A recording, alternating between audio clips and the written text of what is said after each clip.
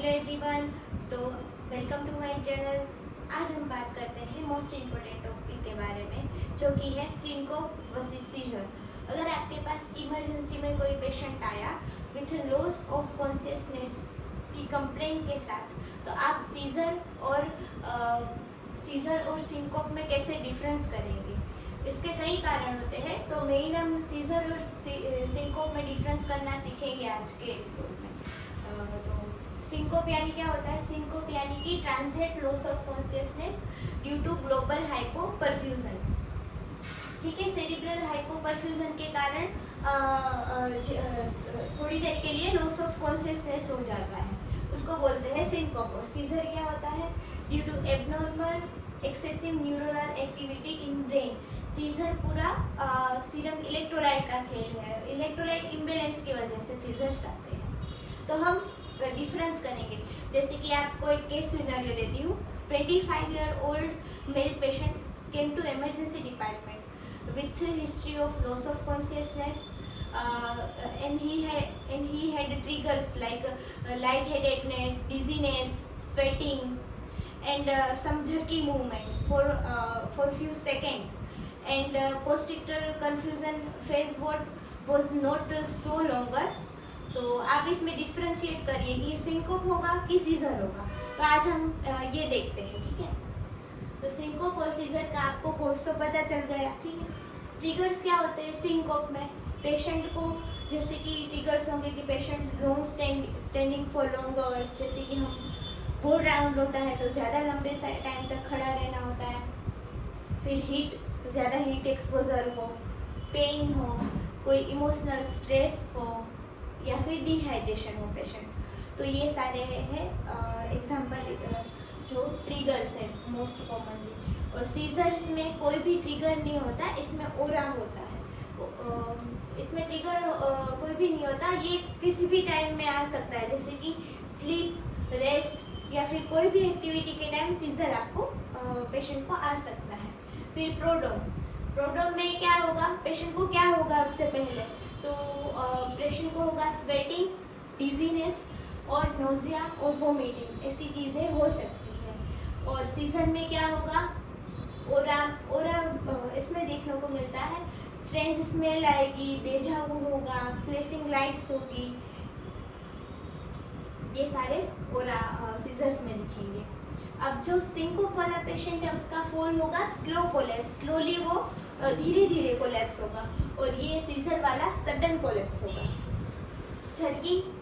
इसमें झर्किंग मूवमेंट दोनों में प्रेजेंट होंगे, पर इसमें 10 से कम झर्किंग मूवमेंट होते हैं, और वो थोड़े ब्रीफ टाइम के लिए होते हैं वो कम्प्लीटली इरेग्युलर होते हैं। जबकि जो सीजर्स होते हैं उसमें सिस्टमिक रिदमिक झर्क होते हैं, रेगुलर झर्क, और वो टॉनिक क्लोनिक सीजर पैटर्न है उसकी उस हिसाब से होंगे, और ये प्रोलॉन्ग्ड रहेंगे जबकि ये ब्रीफ रहेंगे। तो ये मेन डिफरेंस है, प्रोलॉन्ग्ड रहेंगे सीजर वाले, ये याद रखना है। फिर दोनों में लॉस ऑफ कॉन्शियसनेस होगा। ड्यूरेशन सिंकोप में लेस देन 20 to 30 सेकेंड होगी, और सीजर में 1 to 2 मिनट, और या तो फिर उससे भी ज़्यादा हो सकता है, ठीक है। टंग बाइट पर आजकल तो ये रिसेंट गाइडलाइन में ये दोनों नंबर्स भी चेंज हुए हैं। 10 सेकेंड तक ही अब सिंकोप मानते हैं, या तो फिर इसके साथ अगर ये सिम्टम ना हो तो 1-2 या 2 मिनट तक, तो वो फिर 5 मिनट से ज़्यादा तो अब वो स्टेटस एपिलेप्टिकस में आने लगा है।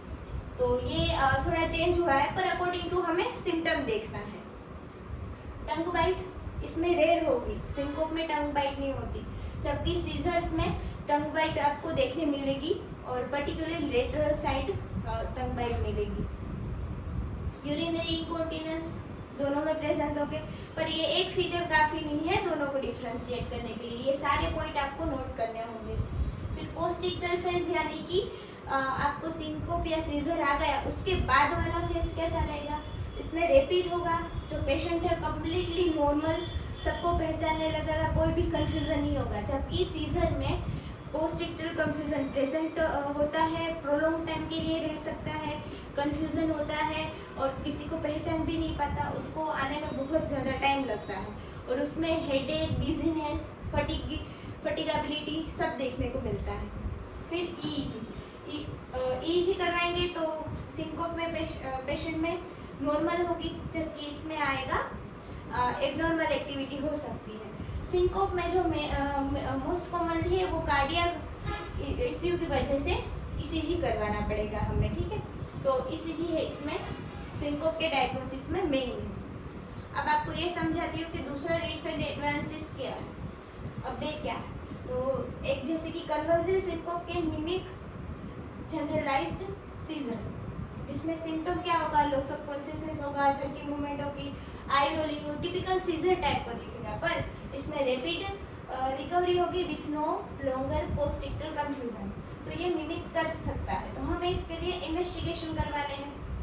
तो सिंकोप के लिए क्या करवाएंगे, ECG, orthostatic, hypertension, echo, cardiography, Holter monitoring और टिल्ट टेबल टेस्ट, ये सारे सिंकोप के इन्वेस्टिगेशन है। और सीजर में क्या करवाने हैं, EEG, MRI when, RBS, electrolyte, ये सारा हमें देखना है।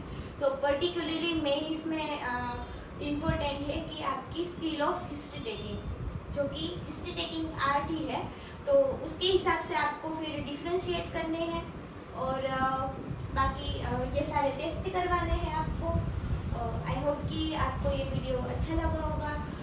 देखने के लिए थैंक यू फॉर